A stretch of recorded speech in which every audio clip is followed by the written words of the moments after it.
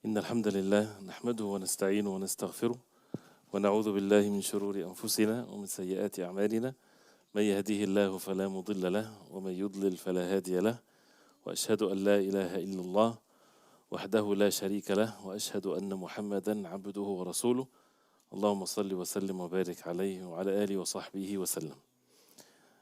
Inshallah ta'ala, we continue with Kitab At-Tawheed, and we had reached chapter لا يذبح لله بمكان يذبح فيه لغير الله. Is that 10 or 11? 11, okay. So the title of the chapter, again, لا يذبح لله بمكان يذبح فيه لغير الله, which is right after the previous one, which talked about الذبح or slaughtering for other than Allah subhanahu wa ta'ala as a matter of shirk, since this is a matter of ibadah. قل إن صلاتي ونسكي ومحياي ومماتي لله رب العالمين لا شريك له وبذلك أمرت وأنا أول المسلمين. That indeed my salah and my nusuk, the nusuk is the slaughtering, and my life and my death is all for Allah subhanahu wa ta'ala. So this is ibadah, like the sujood, like the dua. Slaughtering is to be only to Allah subhanahu wa ta'ala. We're not talking about the fiqh matter of it, but we're talking about the matter of the tawheed there. Is if someone slaughtered to the jinn or to other than Allah subhanahu wa ta'ala, or to someone that is dead, the subject of sacrifice.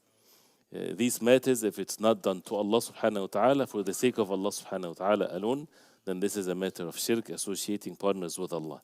The next chapter, which is لا يذبح لله بمكان يذبح فيه لغير الله, which means not to slaughter for the sake of Allah in a place where people would slaughter in it for other than Allah. To that extent, as you see, Allah subhanahu wa ta'ala protected this deen, cutting all the leads and the means that would lead to what is evil. And this is how this religion is beautiful and well structured and strong. Nothing is left. So if Allah subhanahu wa ta'ala forbade something, He would also forbade the things that would lead to it. And therefore, one of the things is this subject. لا يذبح لله. This is the title of the subject. Someone is slaughtering something for the sake of Allah, not for any other thing whatsoever, only for the sake of Allah, and even in the proper way, and saying Bismillah. But in a place where people would slaughter in the place for the sake of other than Allah. So where there's shirk is committed in that place, then it is not permissible for a muwahhid, someone upon the tawheed, to slaughter there for the sake of Allah, to avoid and to stay away completely from what leads to a shirk, which is the worst thing that can ever happen on the face of earth, associating partners with Allah. And then he mentioned one verse and one hadith. One verse and one hadith, and we might go to the next chapter if Sheikh Faisal allows us, inshallah. 45 minutes or so, inshallah ta'ala. So, and we'll see the benefits also, inshallah ta'ala, after the chapter is mentioned. The ayah is وَقَوْلِ اللَّهِ تَعَالَى لَا تَقُمْ فِيهِ أَبَدًا. لَا تَقُمْ فِيهِ أَبَدًا, and this is in Surah At-Tawbah, Surah number 108. The verse is part of a verse that talks about when Allah subhanahu wa ta'ala forbade the Prophet alayhi salatu wasalam from praying in a masjid, Masjid al-Dirar. The masjid was built by the hypocrites.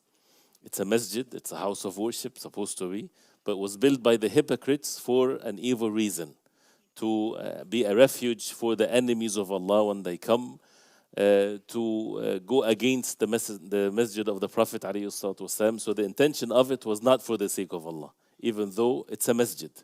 So Allah subhanahu wa ta'ala forbade the Prophet ﷺ from praying there, and that masjid was even destroyed. So something that was supposed to, or to look to be a masjid or a place of worship, but he used this verse as an evidence clearly that how the لا تقم, do not pray there, do not establish the salah in this Masjid al-Dirar that the hypocrites, they built to commit sins and to disobey Allah subhanahu wa ta'ala. So the same thing applies if there is a place where people would commit shirk, associating partners with Allah. Do not slaughter in that place, meaning for Allah subhanahu wa ta'ala, because that place is meant for people to commit shirk. So it's the same manner. So the hadith is Doesn't have to be directly as an evidence to this, but it shows the principle of it. The verse, I mean. Then the hadith is clear in the subject, and he says عن ثابت بن الضحاك رضي الله عنه قال نذر رجل أن ينحر إبلا ببوانة. I'll read the hadith first inshallah ta'ala, and we go word by word inshallah. فسأل النبي صلى الله عليه وسلم فقال هل كان فيه وثن من أوثان الجاهلية يعبد؟ قالوا لا. قال فهل كان فيها عيد من أعيادهم؟ قالوا لا. فقال رسول الله صلى الله عليه وسلم أوف بنذرك فإنه لا وفاء لنذر في معصية الله ولا فيما لا يملك ابن آدم. يقول رواه أبو داود وإسناده على شرطهما. So ثابت ibn al-Dhahhak رضي الله عنه, he's the narrator of the hadith, he said نذر رجل أن ينحر إبلا ببوانة. A man, رجل, نذر, that means he made a vow, he made a nadhr. And nadhr is when someone makes something that is permissible, he make it as an obligation upon him.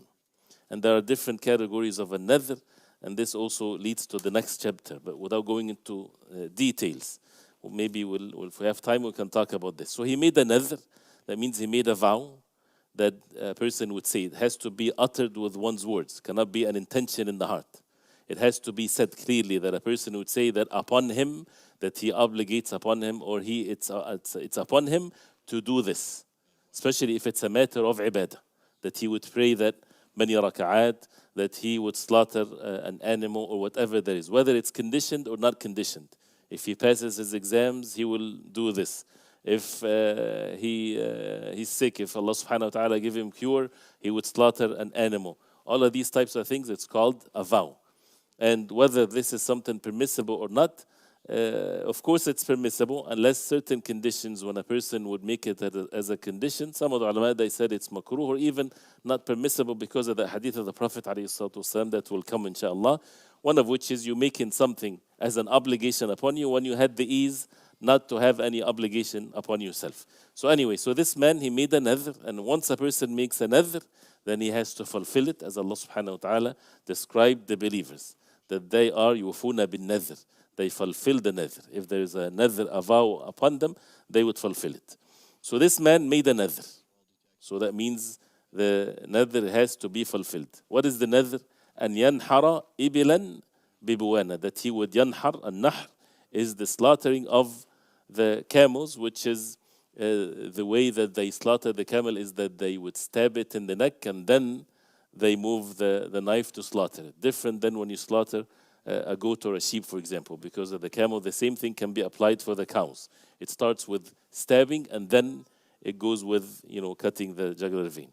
So here he made a nadhr that an yanhar, and both, whether it's a sheep or a cow or anything, you can use the word an-nahr, but the nahr is specific for the camels or the cows.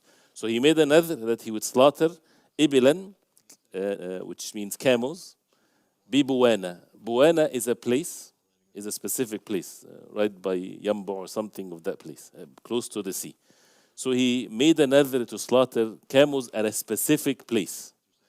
So the Prophet عليه الصلاة والسلام فسأل النبي صلى الله عليه وسلم, the man asked the Prophet عليه الصلاة والسلام should he fulfill his vow or not. فقال, the Prophet عليه الصلاة والسلام said, and this is a shahid, or this is the point of reference here. He said, هل كان فيها وثن من أوثان الجاهلية يعبد? Was there any wathan, any idol from the idols of the Jahiliyyah, of the idols of the people of ignorance, يعبد, being worshipped in that place? The Prophet ﷺ is asking him, this place called Buwana, was there an idol that is being or used to be worshipped by the people of Jahiliyyah, the people of ignorance? قالوا لا. They said no. Then the Prophet ﷺ said, قال فهل كان فيها عيد من أعيادهم? Was there in that place Eid? Eid is celebration, min a'yadihim, from their celebrations. And the word Eid in the Shar' is not just any celebration, because people, they can get together to celebrate for a newborn, for example, or celebrate someone, mashallah, finished the Qur'an. It's okay. But al-Eid comes from the same word, something that ya'ud, something keeps on coming back. So they set a date, whether it's on a yearly basis, This is the year that, or every year on a specific day, they would celebrate something, which is basically the holidays or the things that the people every year it has a specific day. This Eid of this, Eid of that, the day of this, the day of that. Or monthly or even weekly, as long as it keeps on coming back. So this is what is called Eid, that people keep on going back and back to it over and over again. So are there any Eid? And the Eid is a special thing for any people that have cultures or religions. So that's why there is no Eid is permissible in the deen of Islam except Eid al-Fitr and Eid al-Adha. Any other Eid is not permissible. So the Prophet ﷺ, again without going into so much details, he said, were there any Eid of their ayad, the ayad of the Jahiliyyah, which is based on shirk and worshipping other than Allah subhanahu wa ta'ala, was there any of these ayat established in this place? قالوا لا. They said no, O Prophet of Allah. So then the Prophet ﷺ said, فقال رسول الله صلى الله عليه وسلم أوفي بنذرك. Fulfill your nadhr. That means then fulfill your nadhr. No harm to fulfill your nadhr in that particular place. Then the hadith continues, فإنه لا وفاء لنذر في معصية الله. Principle that the Prophet ﷺ said, indeed there is no wafa, there is no fulfillment of any nadhr, of any vow, in the disobedience of Allah. So if someone made a vow that he would commit a sin, should he fulfill it? Of course not. It's not permissible for him to fulfill it. But he said he would do it. He made it an obligation upon him. Or he even swear by Allah subhanahu wa ta'ala that he would do it. Someone made it upon himself to commit a matter of shirk. This was done before, for example, he was a Muslim. Or to commit a sin, it's not permissible. What should a person do in that case? Before we continue with the hadith, he should not fulfill his nadhr, his vow, if it's sinful, but then he has to expiate for this nadhr the same way that he would expiate by taking an oath. If you take an oath and you're not able to fulfill it, then you expiate. How do you expiate for it? By feeding 10 people or clothing them, either way. Or if a person is not able to feed 10 people or to clothe them, then to fast 3 days. And freeing a slave is not existing nowadays. So this is the expiation of an oath. So that applies here. If a person is not able to fulfill the nadhr because if it's a sinful one, وَلَا فِي مَا لَا يَمْلِكُ ابْنُ آدَمَ. The other thing is no fulfillment of the nadhr or the vow if a person is not having the ability to do it, doesn't have the capacity to do it. Someone made a vow that he would free a slave.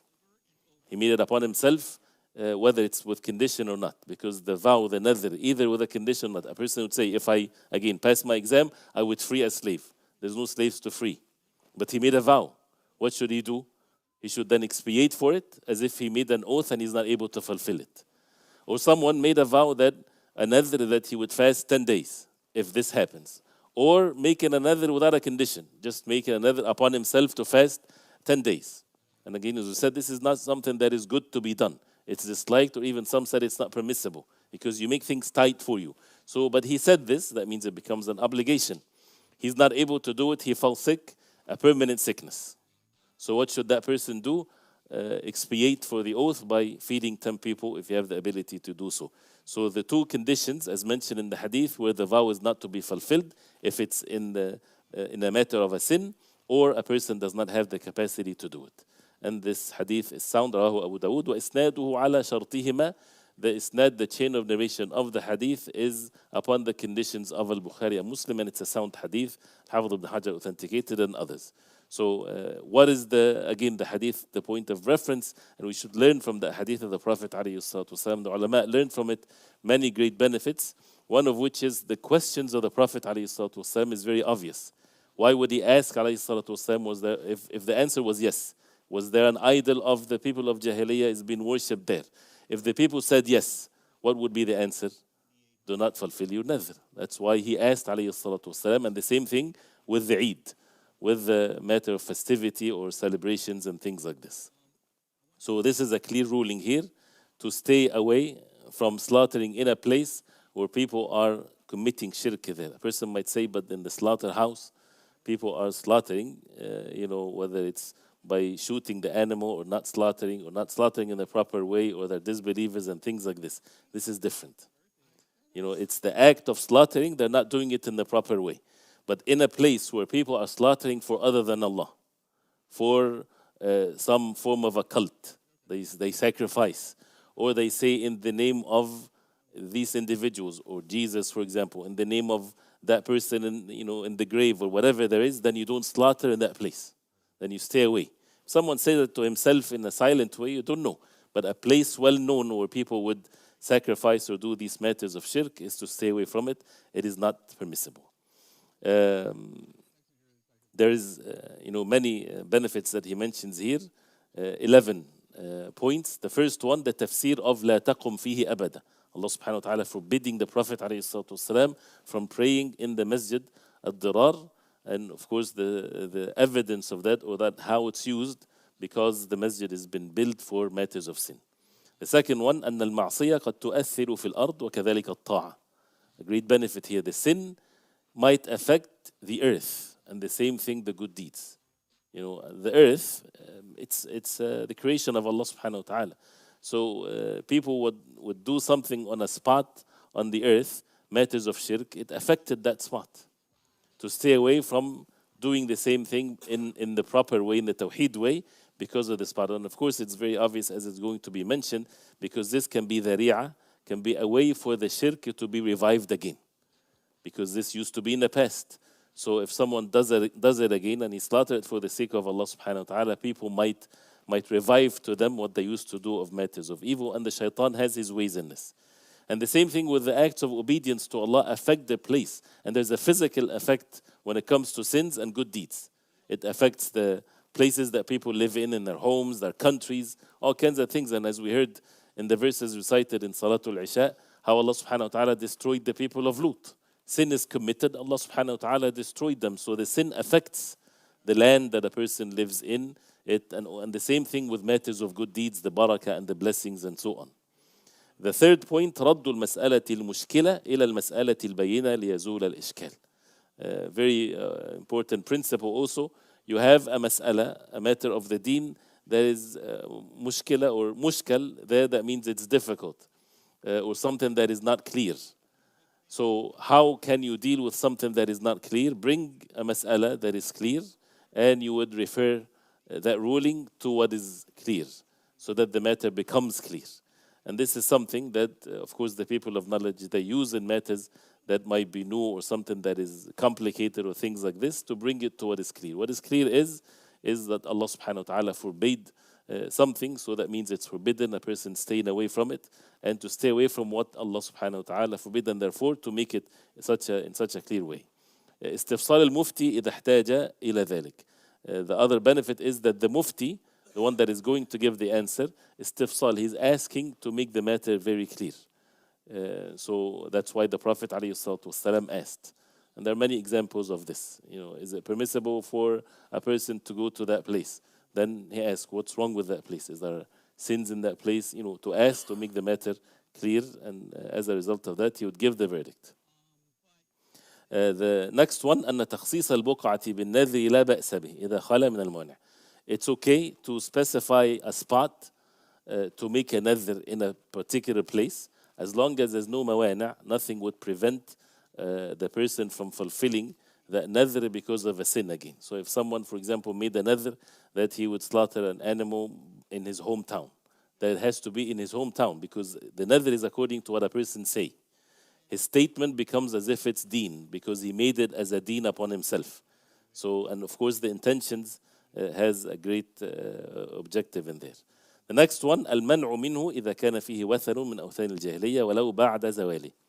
That how it's forbidden to fulfill that nadhr if there was an idol from the idols of the days of ignorance, even if it was removed. The place now doesn't have any idols being worshipped besides Allah, but because they used to do this in that spot, then it's not permissible to do it there. Because of, again, cutting all the leads that might lead for reviving matters of shirk.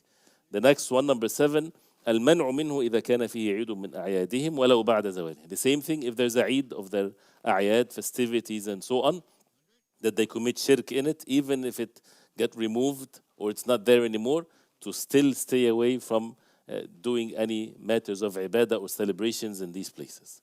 The next one, أنه لا يجوز الوفاء بما نذر في تلك البقعة لأنه نذر معصية. Whoever makes or fulfill the nadhr in that spot which is not permissible, then it becomes a sinful nadhr, so therefore it's not permissible to fulfill it and then to expiate. Number 9, الحذر من مشابهة المشركين في أعيادهم ولو لم يقصد.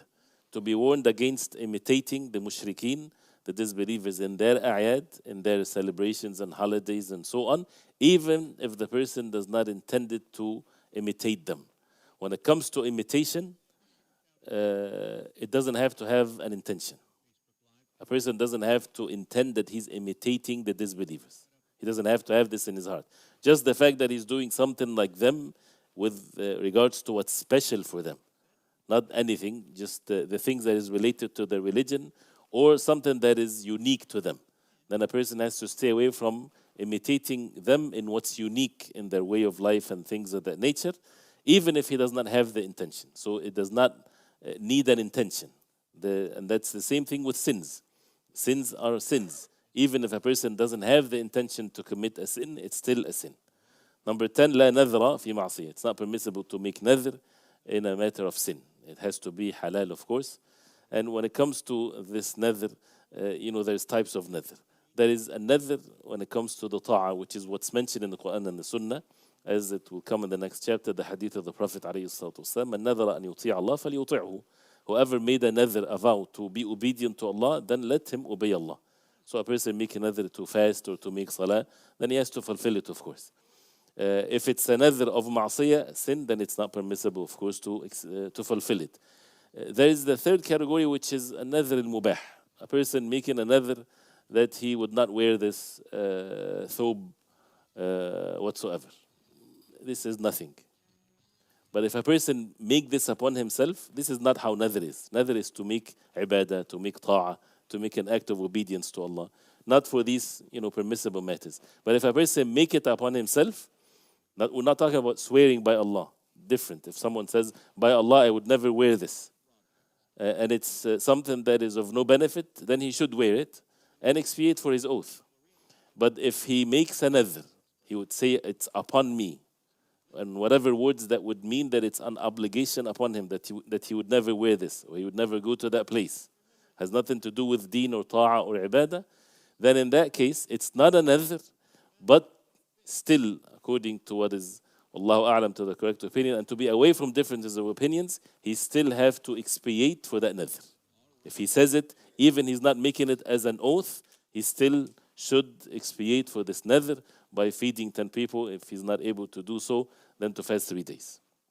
And there is nadhr al-lijaj, they call it, or al-ghadab.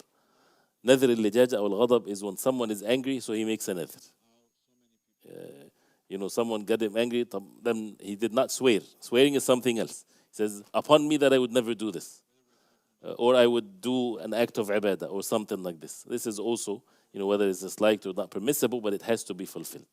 Or a person expiate. Especially with the one with the anger, some of the ulama, they say it's better to expiate and not to fulfill it. Because it's, again, he said it at the moment of anger, but he has to expiate for it. Or, if he doesn't want to expiate, then fulfill the nadhr. The last one, لا نذر لابن آدم فيما لا يملك. No nadhr, no vow in something that the human being is not able to fulfill. If he's not able to fulfill, then there's no nadhr in this case. With this subject, someone might ask, people, for example, they purchase a place which was a church and they make it as a masjid. And this is one of the good deeds, actually, for a person to do so. So, it's not the same. And it's different than the matter of slaughtering. Why? Because a place that people would worship other than Allah, they completely look different than when the Muslimin takes over and they worship Allah subhanahu wa ta'ala. You can easily differentiate between a church and a masjid. If you enter a place, this is a masjid or a church? It's a masjid. So the action is completely different. As the ulama, they say, Tawheed versus Shirk. But when it comes to slaughtering, this is what the essence of what mentioned in the chapter, as the ulama, they say. If you look from a distance, someone is doing it upon the Tawheed and someone is committing Shirk. They're both doing the same act. The ones that are doing Shirk, they're not dancing or doing some rituals. No, they're just slaughtering. But they're slaughtering for their idol. The idol doesn't have to be there, by the way. It's just some words that a person would say. And he is committing Shirk. versus someone else is doing it upon the Tawheed. So when al-mushabaha, when the similarity in the actions was there, and when someone look at them from a distance, they all look the same. So the forbiddance came here to avoid any, problems in people understanding things, or things becomes complex or not clear for people. So to avoid the shirk whatsoever. You see this point? So this is something that the ulama in there mention, which makes it very clear, the issue of the slaughtering. The next chapter, if you don't mind, it's just 2 verses and a short wordings of the hadith related to this. من الشرك النذر لغير الله. From الشرك is to make nadhr, vow, to other than Allah. So the previous one, slaughtering in a place for the sake of Allah, but in a place where people would slaughter for the sake of other than Allah, it's forbidden. Here, من الشرك النذر لغير الله. From الشرك is to make nadhr to other than Allah. The first ayah in Surah Al-Insan, يوفون بالنذر. The believers, one of their characteristics, they fulfill their nadhr. If they made a nadhr, if they made a vow, they would fulfill it. The next ayah, وَمَا أَنفَقْتُم مِّن نَفَقَةٍ أَوْ نَذَرْتُم مِّن نَذْرٍ فَإِنَّ اللَّهَ يَعْلَمُ. Surah Al-Baqarah, verse number 270. Whatever you spend of any nafaqah, small or big, أَوْ نَذَرْتُم مِّن نَذْر, or you made a vow, any vow, whether it's small or big, فَإِنَّ اللَّهَ يَعْلَمُ. Allah subhanahu wa ta'ala knows it.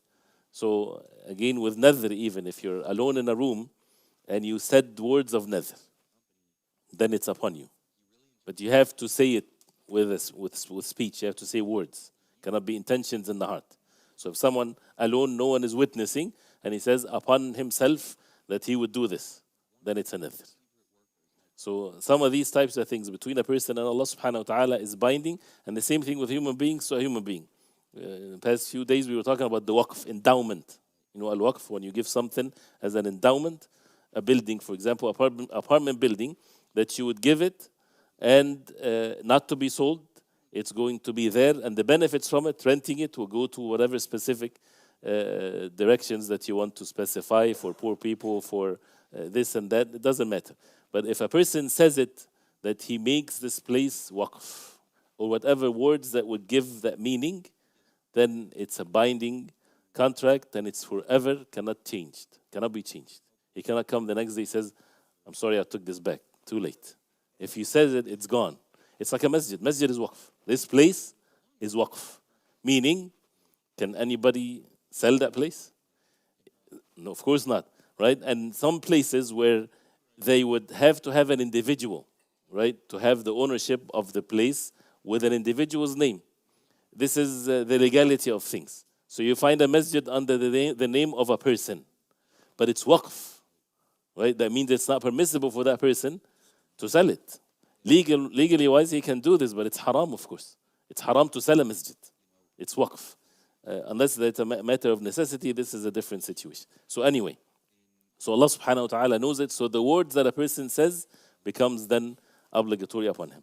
The only hadith mentioned here, وفي الصحيح عن عائشة رضي الله عنها أن رسول الله صلى الله عليه وسلم قال من نذر أن يطيع الله فليطيعه ومن نذر أن يعصي الله فلا يعصه. Very clear. من نذر, whoever nadhr, made a nadhr, a vow, أن يطيع Allah, that he would obey Allah. How can a person make a nadhr with the obedience of Allah? I will fast, I will make a salah, I will give charity. Something of matters of obedience to Allah, then فَلْيُطِعْهُ. Then he should obey Allah subhanahu wa ta'ala and fulfill his nadhr, and it's an obligation upon him if he does this. وَمَنْ نَذَرَ أَنْ يَعْصِ اللَّهِ. And whoever make a vow that he will disobey Allah, then فَلَا يَعْصِهِ. He should not disobey Allah subhanahu wa ta'ala. So what should he do? He should expiate for the nadhr, which brings this clear principle and foundation in the deen that never changes whatsoever. لا طاعة لمخلوق في معصية الخالق. No obedience for any makhluk, for anyone, in the disobedience of Allah. So whether yourself, you made it upon yourself to commit a sin, never do this. If you swear by Allah that you will commit a sin, never to do it, but expiate for the oath that you took. If you promised someone, if you wrote a contract, and the contract in it that you would commit a sin, and we know that al-Muslimun, the Muslims, they should fulfill their covenants. This is haram. Ya ayyuhalladhina amanu awfu bil uqud. Or you will believe, fulfill the contracts. It's haram to break a contract that you signed it and you agreed to it. But there was a condition there that is sinful. then it's not permissible to fulfill it. Then take upon yourself the losses and things like this, unless it's a necessity again, then you ask a major scholar to get yourself out of it. But it's haram to fulfill something that has a sinful act or something that is clearly haram. So this is, a condition or a principle. And the same thing, no excuse in a sin. There's nothing that would be in the Sharia would say it's okay to commit a sin, unless it's a life and death situation. Like, when is it permissible to eat pork, for example, to save your life? To the best of your ability, if you don't eat this, you will die. Then eat what is only necessary for you to keep yourself alive. Other than that, it's not permissible. This is with sins. And if it makes your life difficult, if you don't commit a sin, be patient. But you're still able to live. You're not as rich as you want to be, but you're poor. It's okay. But you're able to live. You have a place to live in. You have food and drinks, things of that nature. The masail is only 3. The first one, wujubu al-wafa'i bin-nadhr. It's an obligation to fulfill the nadhr. So now we learned subject in the fiqh with regards to a nadhr.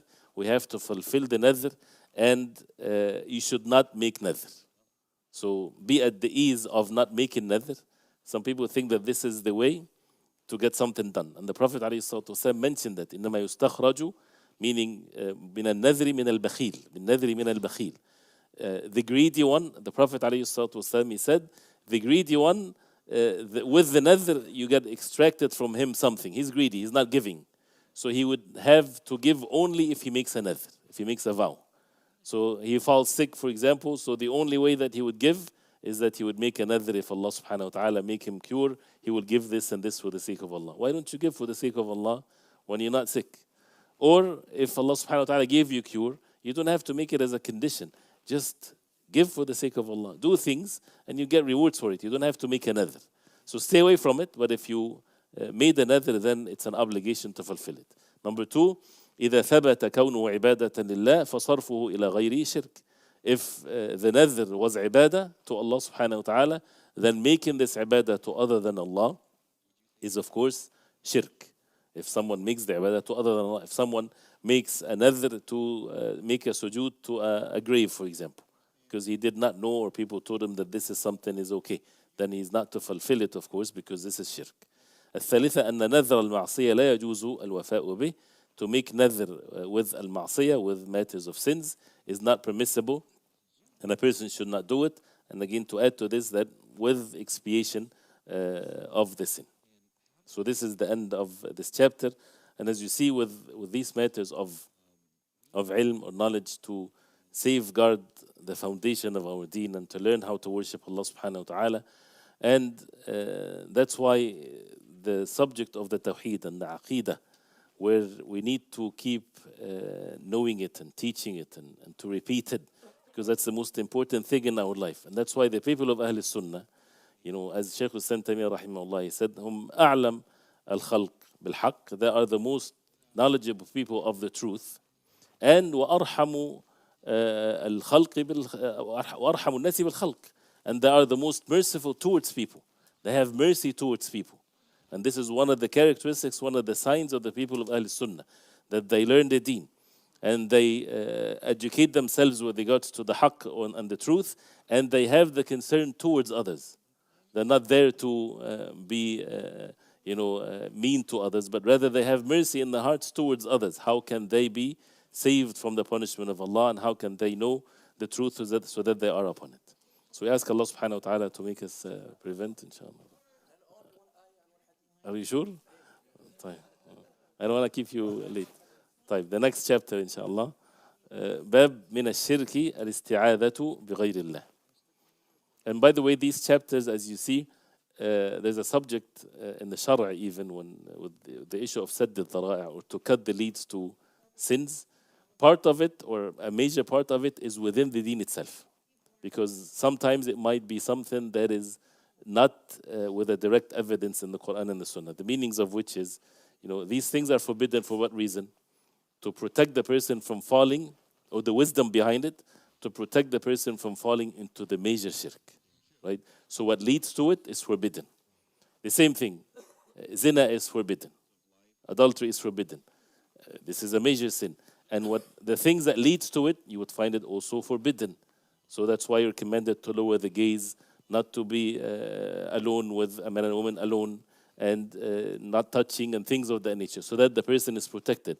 It doesn't mean that if it's forbidden for that reason, that means if I do these small sins, it's okay as long as it doesn't lead to the other one. No, because it's forbidden in itself. There's text, there's wahi, there's Qur'an and Sunnah, the Prophet ﷺ, that forbids these sins that would lead, whether it leads or it doesn't lead, it's still forbidden. And therefore, sometimes, if a person, the only way for him to commit a specific sin, and he knows himself, a specific individual, once he sees him, the sin becomes very easy for him. So that means do not see that person. You know yourself. You know your weakness.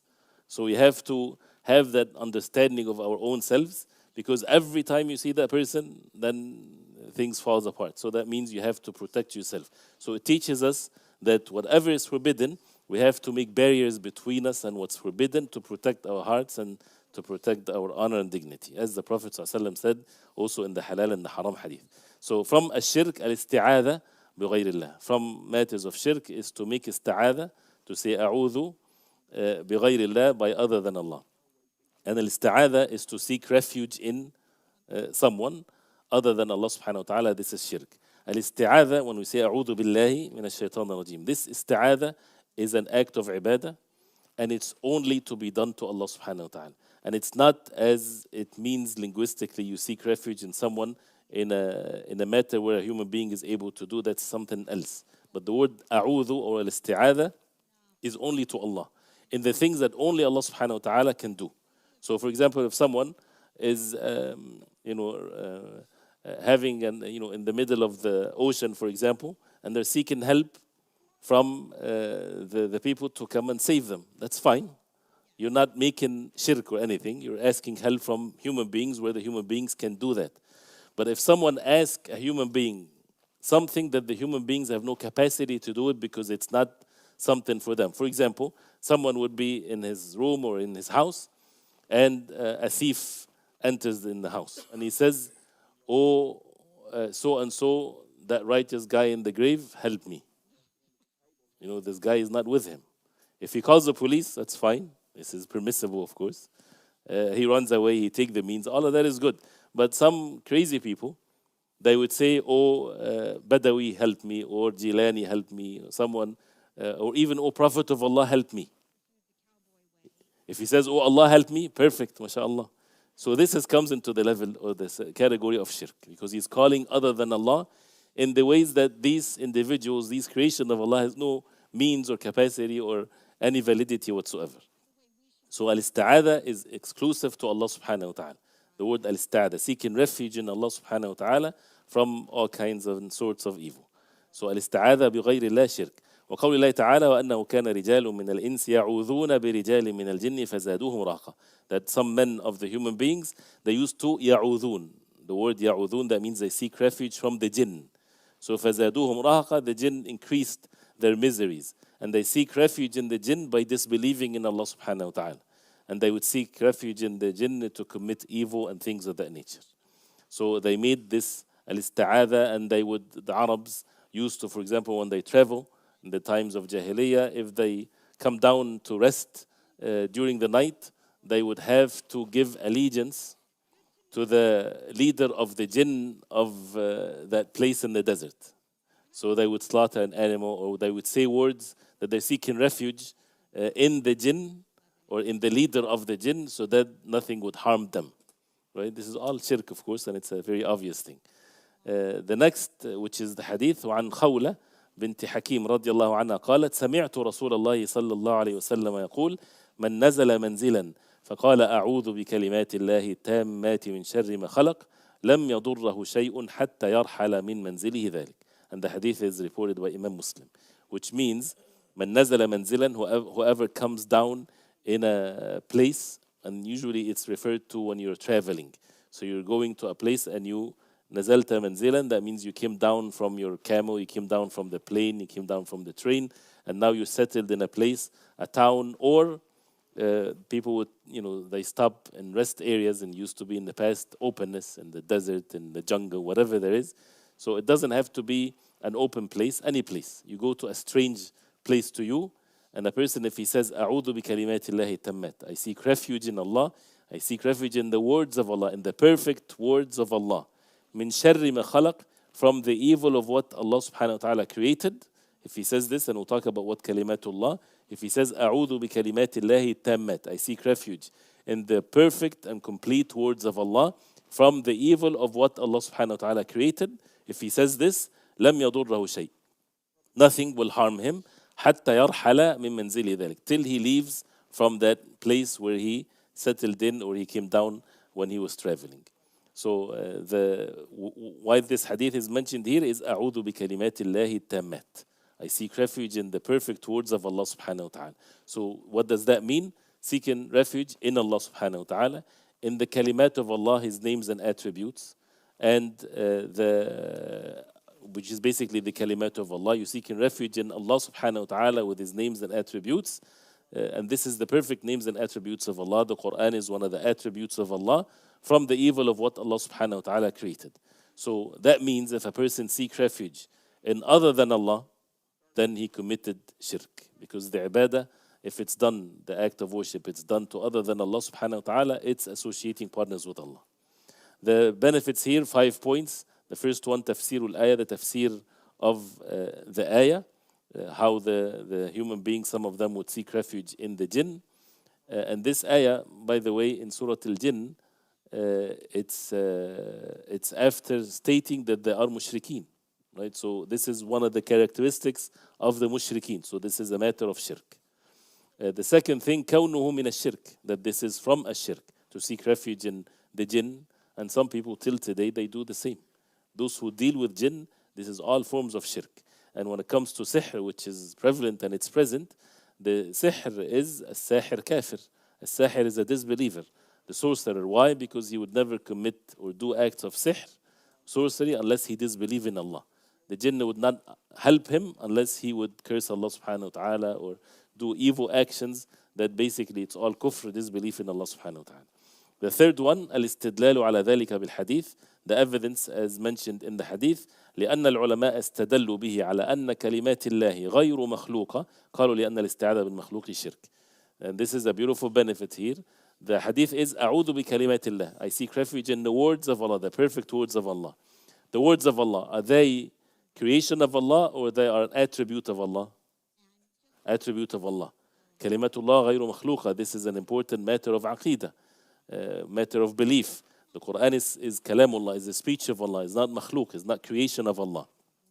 So the ulama, they said, since you saying a'udhu bi kalimatillah, which is the words of Allah, which is not a creation of Allah, therefore to seek refuge in the makhluk, in the creation of Allah, is shirk. So this is anything that is makhluk, you don't seek refuge in the makhluk from whatever evil that you fear. And kalimatullah is not makhluk, it's the words of Allah. Number 4, فضيلة هذا الدعاء مع اختصاره. The virtue of this dua, even though it's short. And that's why one of the benefits of what we're learning is to memorize this dua. أعوذ بكلمات الله التامات من شر ما خلق. Say أعوذ بكلمات الله التامات من شر ما خلق. أعوذ بكلمات الله التامات من شر ما خلق.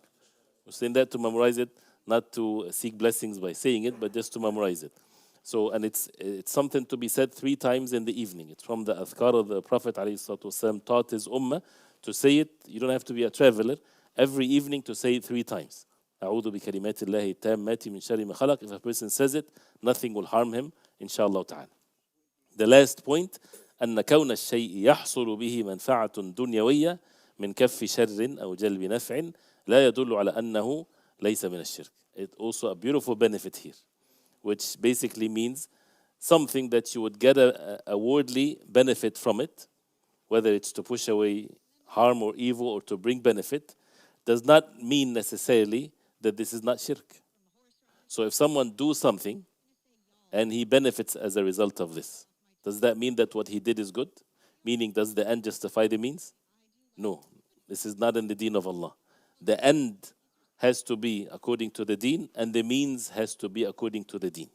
So if someone benefits from the jinn, does that make it permissible? Of course not. If someone benefits from selling drugs, Does that make selling drugs permissible because he makes a lot of money? Of course not. So things are not according to the benefits. Things is according to how being obedient to Allah subhanahu wa ta'ala. And the same thing with the outcome of one's actions. Like, for example, a brother, he was saying that because he was staying away from a specific matter of haram, he's being poor. Right? This is what he's explaining according to his situation. Of course, Allah knows best how many evil has been pushed away from him. But his colleagues or whatever, they become so rich now, but he's poor. The covenant between us and Allah subhanahu wa ta'ala is not about benefiting ourselves in this dunya.